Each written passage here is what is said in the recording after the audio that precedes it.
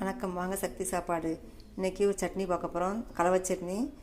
எல்லாமே கலந்து அரைக்க போகிறோம். வெங்காயம், வெள்ளைப்பூடு, தேங்காய், தக்காளி, பச்சை மிளகா, வரமிளகா, புளி, கொத்தமல்லி, புதினா, கருவேப்பிலை எல்லாம் சேர்த்து அரைக்க போகிறோம். எப்படி செய்யலான்னு பார்க்கலாம். 2 ஸ்பூன் நல்லெண்ணெய் சேர்த்துருக்கேன். கடுகு 1/4 டீஸ்பூன்,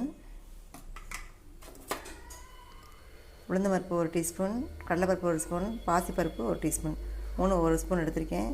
கடுகு பொரிஞ்சோடனே இதையும் சேர்த்து பொரிச்சிக்கலாம்.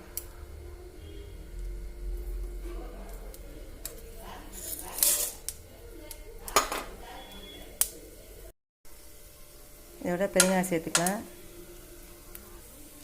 4 பச்சை மிளகாய், 2 காஷ்மீரி மிளகாய் சேர்த்துக்கலாம். 8 பல் சின்ன வெங்காயம், 8 பல் வெள்ளைப்பூடு சேர்த்துக்கலாம்.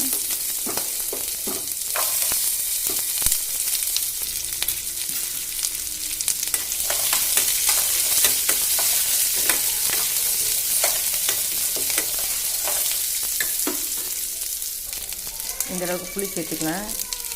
ஒரு பெரிய தக்காளி சேர்த்துக்கலாம்.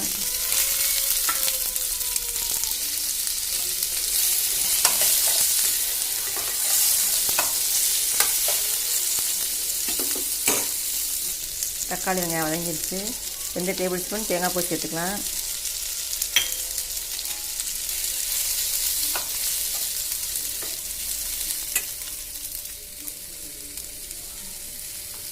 ரெண்டு கைப்பிடி கொத்தமல்லி,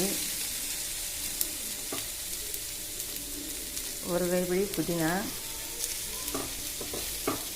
1/2 கைப்பிடி கருவேப்பிலை. இதை சேர்த்து வதக்கலாம்.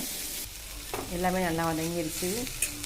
உப்பு சேர்த்துட்டு ஆற வச்சு அரைச்சிக்கலாம். இப்போ ஆறிடுச்சு. சட்னி அரைச்சிக்கலாம்.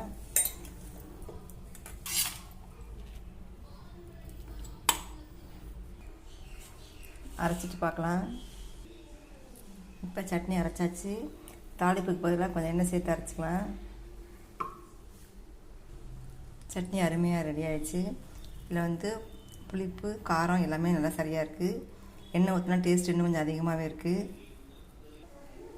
இந்த ரெசிபி உங்களுக்கு பிடிச்சிருந்தா மறக்காமல் சக்தி சாப்பாடு சேனலை சப்ஸ்கிரைப் பண்ணுங்கள், லைக் பண்ணுங்கள், ஷேர் பண்ணுங்கள், கமெண்ட் பண்ணுங்கள். தேங்க்யூ.